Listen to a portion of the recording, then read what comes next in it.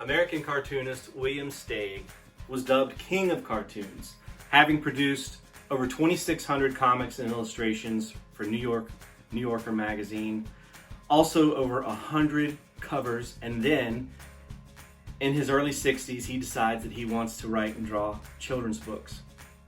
When he was in his 80s, he created Shrek, which went on to become a massive hit for DreamWorks.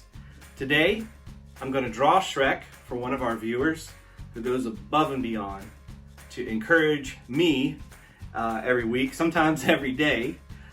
We've got a lot of awesome folks like that, and I cannot thank you enough. We're going to talk about number 8 on my top 10 favorite comic series of all times. Please stick around. All right, today we're going to be drawing Shrek, and I actually am going to be penciling today because, again, this is going to be an illustration that I send to someone. So you're going to kind of see my process, although honestly it's probably not going to be a true description, because lots of times I will revise something again and again and again, and you know that by now. You're probably sick of hearing that by now. So we're going to be talking about and drawing Shrek. There's a rumor that the inspiration for Shrek was a Russian wrestler named Maurice Tillet. I'll show a picture. You know, I just broke the tip of my pencil before we even got started. Maurice Tillet, I'll bring a picture up.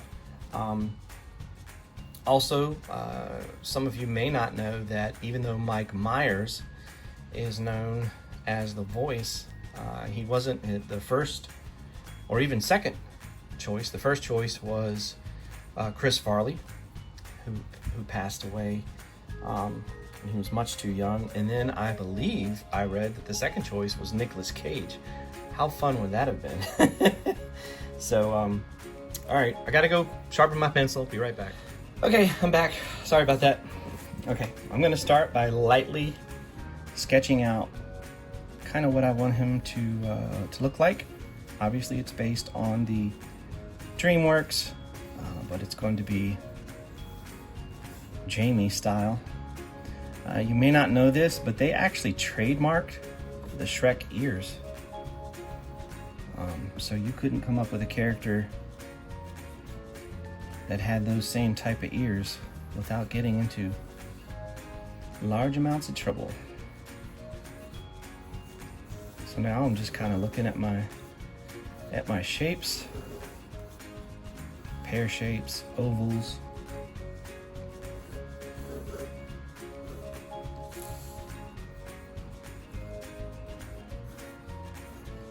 This is going to be a static pose.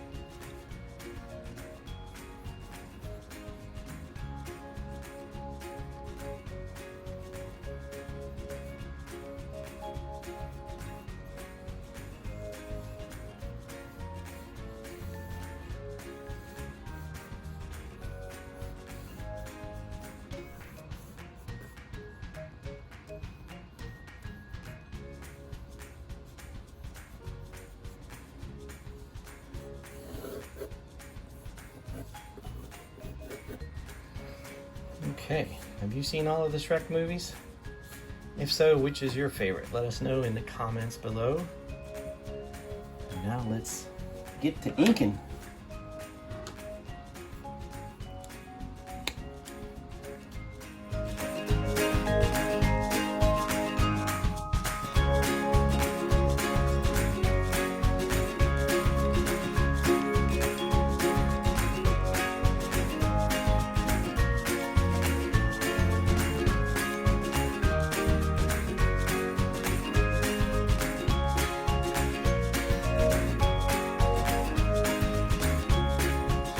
number 8 on my personal top 10 comic book series of all times is probably something that's more emotionally nostalgic than anything else.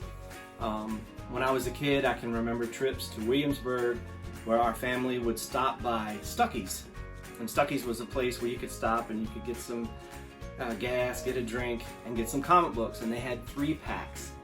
And they were great because you could see the front, you could see the back, and you would always try to peek in there and see what's that middle comic. And my favorite has always been Super Goof. I don't know if I'll ever be able to have all of them. I believe they had produced close to 75, but some of them are ridiculously expensive as you get into the 80s. But we're going to take a look at Super Goof. Stick with us. Okay, while the ink dry some of my Super Goofs in my collection. Some of these were gifts. Some of them were mine from when I was a kid.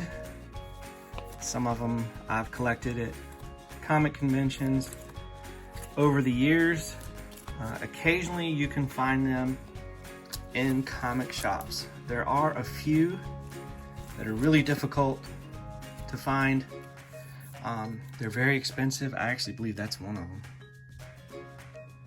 They always had those big, bold, gold key covers. Yes, I have several duplicates of some. Matter of fact, if you're interested in checking one out, send me a request. You can send me a self-addressed stamped envelope and I'll send you one. You can check it out for yourself. There is one, see, those duplicates. There is one that I wanted to tell you guys about.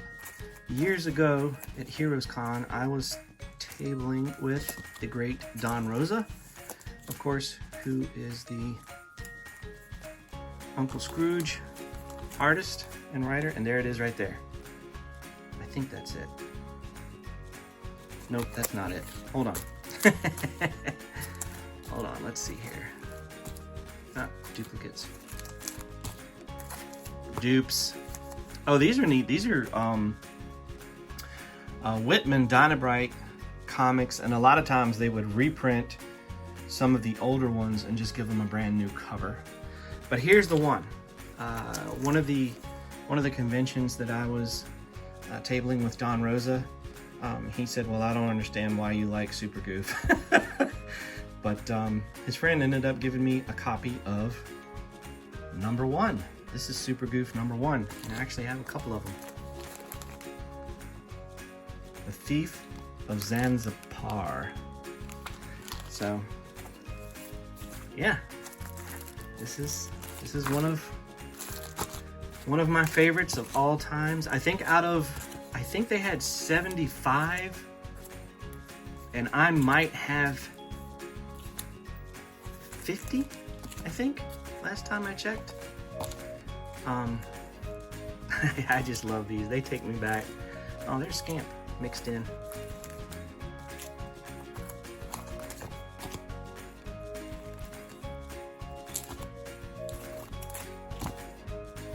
So, here is a look. Man, there's still a lot of them. Here is a look at number 8 on my top 10. You're going to see a lot of funny animal comics. I'm warning you. You can probably guess, if you know me, you can probably guess what some of the others are going to be. There's also a Space Warrior on this countdown. And then there's one that I don't even have copies of anymore. Those were stamps. But it's a mini series that I remember reading when I was a kid. I cannot find it. I don't know if I traded it. I don't know if I sold it, but I am going to be ordering it again. But I'm having a lot of fun with this. I hope you are too. I hope you have a great week. Please like, share, subscribe, be nice, and come back next week where I'll do another one, Lord willing. Take care.